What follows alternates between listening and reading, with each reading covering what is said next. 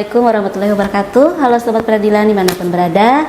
Senang sekali kembali berjumpa dengan kami. Dan saat ini saya menjadi host di episode kali ini, Siti Nail Fauziah, di Siniar Pagi, Siniar Pengadilan Agama Barabai.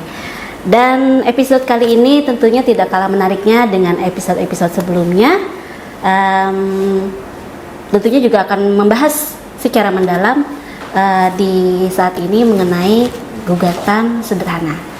Dan ini adalah merupakan topik yang sangat krusial untuk kita pahami bersama dan dibersamai juga oleh pakar hukum yang sangat luar biasa dan narasumber yang sangat kompeten di bidangnya, yaitu yang mulia Bapak Muhammad Kastalani SHI MHI, dan beliau saat ini menjabat sebagai Ketua di Pengadilan Agama Barabai.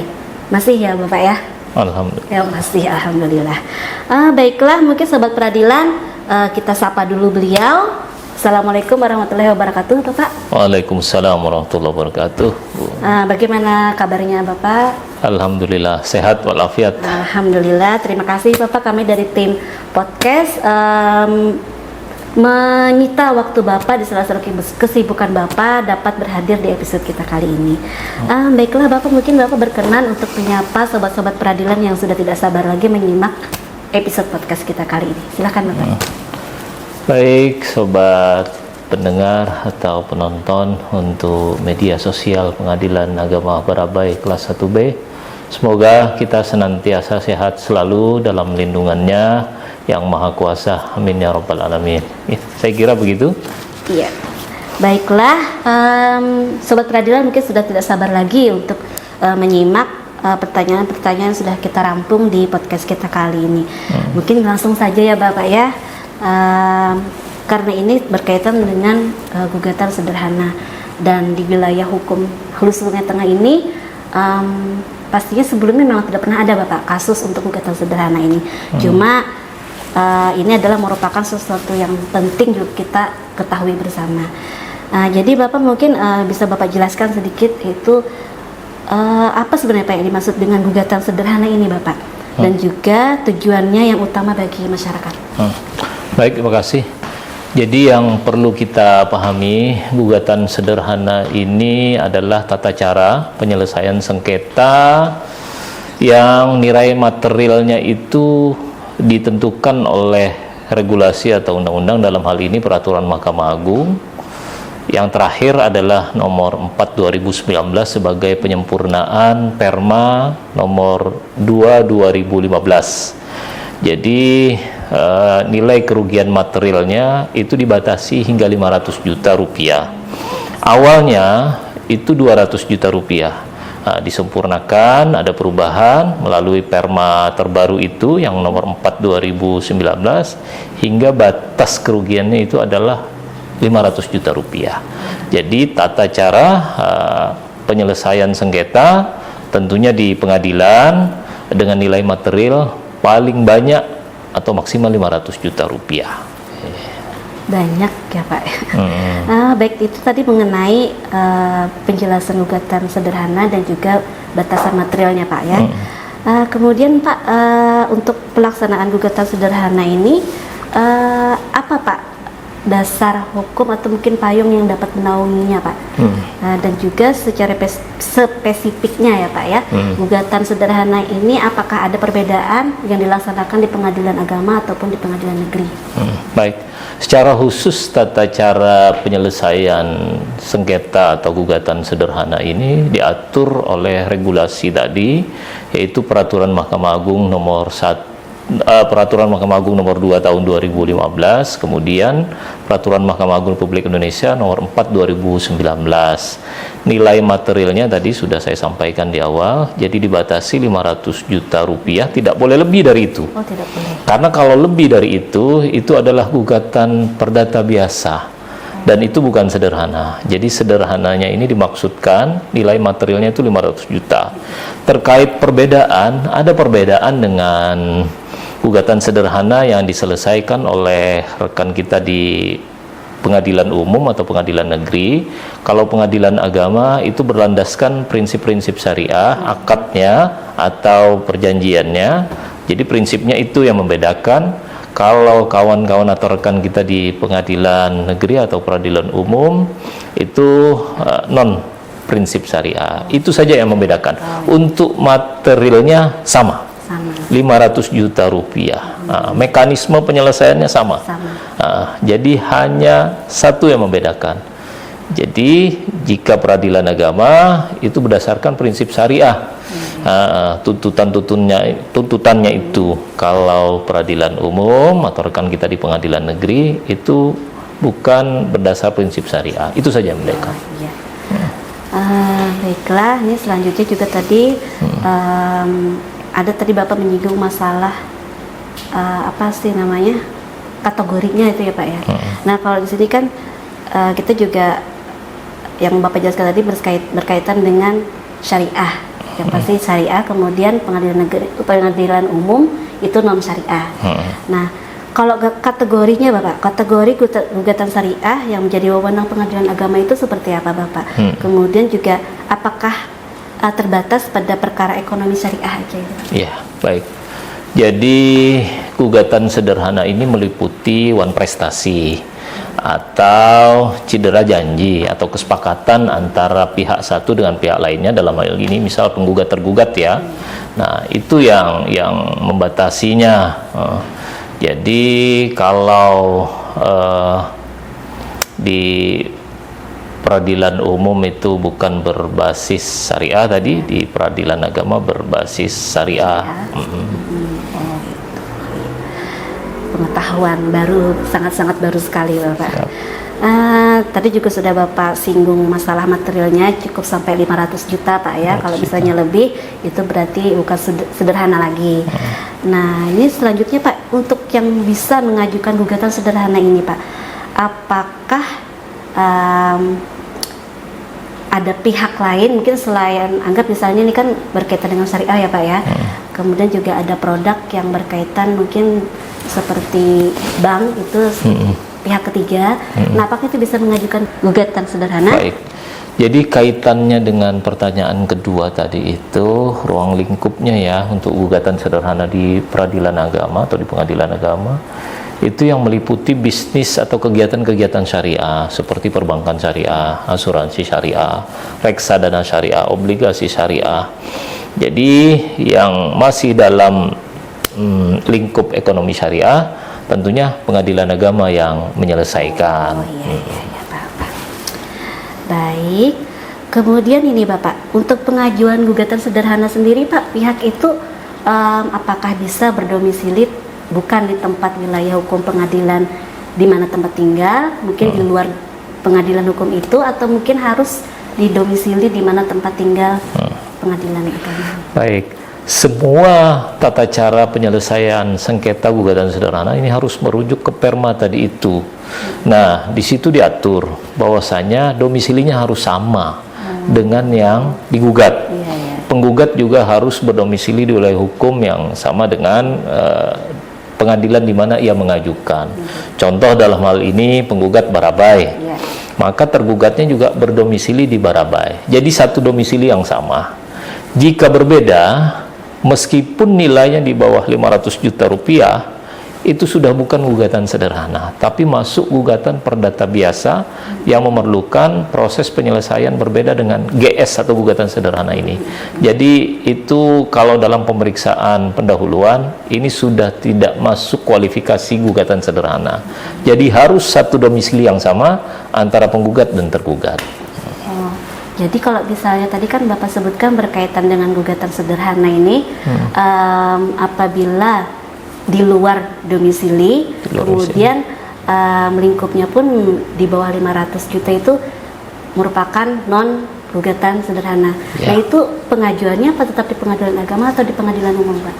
Jadi lagi-lagi jika satu domisili sama, gugatan sederhananya materialnya di bawah 500 juta, tapi bukan berdasarkan prinsip atau keuangan yang berkegiatan secara syariah, jadi bukan kewenangan absolut dari pengadilan agama, tetapi kewenangan rekan-rekan kita di pengadilan negeri atau pengadilan umum. Itu yang membedakan. Luar biasa, ini benar-benar ilmu yang sangat baru sekali Bapak. Selanjutnya nih ya Pak ya, tentunya kan semua perkara-perkara yang diajukan di pengadilan itu, baik di pengadilan agama ataupun di pengadilan umum, itu ada prosedur-prosedur pengajuannya Bapak. Kira-kira seperti apa Bapak? Baik, prosedur penyelesaian sengketa atau gugatan sederhana ini secara umum sama dengan gugatan perdata biasa. Ada pendaftaran tentunya ya. Jadi tidak ada perkara yang tidak terdaftar, jadi harus terdaftar dahulu, kemudian nanti ditentukan dalam hal ini hakimnya. Karena gugatan sederhana itu bukan berdasarkan majelis tapi hakim tunggal. Nah kemudian nanti ini yang membedakan. Jadi dari awal pendaftaran hingga nanti pada proses persidangan yang diakhiri dengan putusan, yang membedakan hanya satu. Kalau gugatan biasa itu secara umum adalah pendaftaran, kemudian pemanggilan sidang, kemudian hadir di persidangan, kemudian nanti bukti dan putusan. Yang membedakan dengan gugatan sederhana hanya satu, yaitu gugatan sederhana ini ada tahapan pemeriksaan pendahuluan. Jadi sebelum persidangan para pihak itu dipanggil, itu ada pemeriksaan pendahuluan. Jika mana dalam pemeriksaan pendahuluan itu, dalam hal ini oleh panitra, gugatan tersebut setelah dicermati bernilai misal 510 juta atau 600 juta, itu sudah tidak masuk kualifikasi gugatan sederhana dan berkasnya dikembalikan. Atau ketika pendaftaran masuk dalam tahapan pemeriksaan pendahuluan, dinyatakan ini tidak domisili yang sama, ini juga dikembalikan. Dikembalikan dan tidak ada upaya keberatan untuk itu. Tidak ada keberatan. Berarti memang prosesnya harus ada kayak sharing dulu gitu ya Pak ya, sebelum masuk ke pendaftaran. Tadi kalau tidak salah saya juga mendengar bahwa gugatan sederhana ini tidak ditangani oleh majelis hakim Pak. Bukan. Berarti memang apakah penentuannya itu harus hakim tunggal atau bagaimana itu? Jadi baik, jadi penyelesaian gugatan sederhana ini unik ini. Jadi di bawah 500 juta, domisili hukum yang sama, pemeriksaannya tidak seperti gugatan perdata biasa yang ada proses jawab menjawab, yang ada proses mediasi. Ini beda. Kalau gugatan sederhana tidak ada mediasi, tidak ada jawab menjawab yang meliputi eksepsi atau rekonvensi, tidak ada. Jadi pembuktiannya juga sederhana, dibatasi juga 25 hari sejak sidang pertama. 25 hari itu batasan persidangannya. Ya, batas. Apakah mungkin melebihi dari itu bisa Pak? Tidak boleh. Tidak boleh. Jadi dari sidang pertama hingga pembacaan putusan itu di bawah 25 hari. Di bawah 25 hari. Dan persidangannya pun ditangani oleh hakim tunggal. Hakim tunggal, karena regulasi mengatur demikian. Kecuali nanti di akhir, ketika sudah diperiksa oleh hakim tunggal, dijatuhkan putusan, para pihak ini, misal penggugat atau tergugat, keberatan, maka upaya hukumnya nanti ditangani oleh majelis di pengadilan yang sama. Jadi bukan hakim tunggal lagi, diperiksa oleh majelis di pengadilan yang sama, dan itu bukan banding. Tapi upaya hukum keberatan yang diperiksa oleh majelis di pengadilan itu sendiri.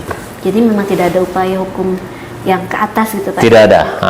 Ke Mahkamah Agung pun tidak ada. Jadi penyelesaiannya hanya di majelis hakim lengkap di pengadilan yang sama setelah hakim tunggal memeriksa penyelesaiannya secara sederhana tadi.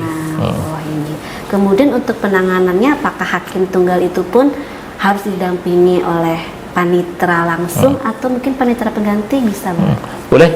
Jadi Pak Panitra mendelegasikan ke jajaran atau dalam hal ini panitra muda atau panitra pengganti yang biasa kita sebut, itu diperkenankan. Oh boleh ya Pak ya. Ya, kemudian ini ada Bapak yang sangat menggelitik juga ini Pak pertanyaan. Kapan sebuah gugatan dapat dinyatakan tidak memenuhi syarat atau mungkin gugur gitu Pak ya, mungkin maksudnya, dan tidak dapat diterima dalam proses dismisal Ya. Dan juga upaya hukum apa Pak yang tersedia jika salah satu pihak merasa tidak puas dengan putusan gugatan sederhana tersebut? Nah, ini istilah yang baru disebut oleh host itu dismissal ya. Itulah yang kita sudah singgung tadi, yang kita maksud adalah pemeriksaan pendahuluan. Jadi sebelum proses persidangan pertama itu ada pemeriksaan pendahuluan yang namanya kita sebut atau host tadi singgung dismissal. Dalam pemeriksaan pendahuluan itu, jika mana dalam berkas setelah dicermati nilai material yang mempunyai kerugian di atas 500 juta itu dikembalikan berkasnya. Kemudian setelah dicermati penggugat bukan berdomisili yang sama dengan tergugat, atau penggugatnya banyak nih, tergugatnya banyak, maka itu di luar gugatan sederhana. Di luar gugatan. Ya. Oke, kemudian ini Pak ada apa sih namanya, mengingat mungkin tujuannya itu untuk mempermudah masyarakat kan Pak ya, misalnya karena gugatannya itu berkaitan dengan syariat, kemudian dilaksanakan juga di pengadilan agama. Apa Pak langkah-langkah yang mungkin bisa dilakukan oleh pengadilan agama ini Pak? Tentunya lingkupnya apakah dalam arti bisa mensosialisasikan itu seperti apa, kemudian juga meningkatkan pemahaman kepada masyarakat itu kira-kira terhadap layanan gugatan sederhana seperti apa? Jadi di antara pertimbangan utama dalam peraturan Mahkamah Agung kenapa gugatan sederhana ini diatur atau diterbitkan, mengutip dari namanya ya, gugatan sederhana. Jadi betul-betul penyelesaiannya secara sederhana, tidak boleh 25 hari. Dan mediasi pun tidak ada di situ kecuali perdamaian oleh hakim memeriksa. Jadi betul-betul sederhana untuk mempercepat proses penyelesaian. Kalau gugatan biasa kan kita bisa menyelesaikan hingga waktu 5 bulan. Nah, ini betul-betul di bawah 25 hari sejak sidang pertama. Jadi betul-betul prosesnya cepat, sederhana, tidak memakan banyak waktu, pikiran, dan biaya. Jadi kemudian untuk langkah-langkah agar ini tersosialisasi dengan baik kepada masyarakat, kita mensosialisasikannya dengan 2 cara. Pertama secara offline dengan menaruh media-media offline ya, misal banner atau spanduk-spanduk di sekitar Pengadilan Agama Barabai, dalam hal ini mungkin di PTSP, atau online atau virtual secara komunikasi atau audio yang kita lakukan ini. Jadi ada 2 cara, jadi offline dan online. Luar biasa. Ini mungkin pertanyaan terakhir ya Bapak. Siap. Karena memang sudah banyak ilmu yang Bapak berikan, dan juga gugatan sederhana adalah suatu hal yang karena memang belum pernah ada terjadi di sini. Jadi mungkin harapan besar Bapak apa kiranya Pak terhadap penerapan gugatan sederhana ini di masa depan, dan juga kaitannya dengan asas peradilan sederhana Pak, cepat dan biaya ringan. Harapan kita tentunya sebagaimana yang diajarkan agama ya, jika ada permasalahan hukum antara masyarakat, dalam hal ini misal pihak tergugat dan tergugat, tentu kita ingin mereka menyelesaikannya dulu secara kekeluargaan di luar pengadilan. Tetapi jika itu deadlock atau tidak ada titik temu antar mereka, selanjutnya mungkin akan terdaftar secara hukum ya di pengadilan agama, dalam hal ini jika gugatan itu berlandaskan syariah. Nah, jika memang terregister atau terdaftar melalui pengadilan, tentu kita akan menyelesaikan dengan pertimbangan keadilan dan seefisien dan seefektif mungkin di bawah 25 hari. Tapi sekali lagi harapan kita untuk penyelesaian itu tentu yang kita junjung adalah penyelesaian secara kekeluargaan, non litigasi.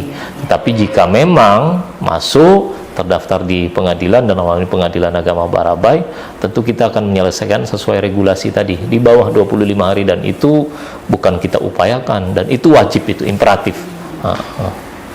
Ini satu pertanyaan dari saya sendiri ya Pak ya. Tadi kan karena itu berkaitan dengan gugatan sederhana, cuma juga ada syariahnya gitu Pak. Tadi kan juga kalau misalnya yang diajukan itu apabila aduan prestasinya.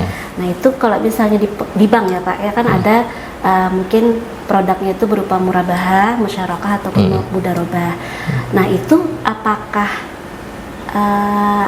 pihak yang melakukan produk itu di bank, kemudian bank tersebut merasa memang perjanjiannya terjadi aduan prestasi dengan pihak yang mengajukan produk tersebut, itu juga tetap di pengadilan agama pengajuannya, atau mungkin ada ranahnya ke umum atau bagaimana itu? Baik, jadi misal ya, ada perbankan syariah, dalam hal ini bank syariah, misal kita sebut saja bank syariah berwarna kuning. Nah, kemudian ada nasabahnya ketika terjadi akad mudharabah atau murabahah di pihak bank itu, dalam perjalanan waktu tidak terdapat prestasi sebagaimana yang sudah diakadkan. Ini tentu penyelesaiannya ada di pengadilan agama. Bahkan sebelum jauh ke perbankan syariah, misal ibu host melakukan akad dengan kami ini, kita secara personal, misal saja ya, ibu host ada keperluan yang semisal memerlukan dana, dan kita di situ ada akad syariah dalam muamalah kita. Satu waktu saya sebagai orang yang meminjamkan dana kepada ibu host tidak mendapatkan prestasi sebagaimana yang kita akadkan. Dalam hal ini saya juga bisa mengajukan gugatan kepada ibu host jika prestasi itu dilanggar. Nah, tentu sekali lagi harapan kita ini diselesaikan dulu secara personal atau kekeluargaan. Jika tidak terdapat kesepakatan atau deadlock, maka contoh tadi saya pun bisa mengajukan gugatan penyelesaian sederhana di pengadilan agama dengan syarat-syarat kita satu domisili dan nilai atau kerugian materialnya juga di bawah 500 juta rupiah. Paham. Benar-benar sangat luar biasa Pak, ini merupakan ilmu baru bagi kami semua. Dan itu tadi pertanyaan terakhir dari kami, dan terima kasih banyak Bapak telah memberikan ilmu yang sangat bermanfaat tentunya, dan juga semoga apa yang Bapak sampaikan ini menambah wawasan bagi kami semua, dan juga membuat kami semakin sadar hukum, dan serta kewajiban kita juga di mata hukum. Mungkin itu saja Bapak, kita akan kembali menyapa Sobat Peradilan. Jangan lupa Sobat Peradilan, subscribe, like, dan berikan review terbaik Anda di channel YouTube kami maupun di media sosial kami Pengadilan Agama Barabai, dan nantikan lagi episode-episode kami selanjutnya yang tentunya tidak kalah menariknya seperti episode kita di kali ini. Saya akan membawa pantun sedikit untuk menutup acara kita hari ini. Pak Ketua membeli bonsai, lalu pergi beli stroberi. Cakep. Podcast kita hari ini telah usai, saatnya kami undur diri.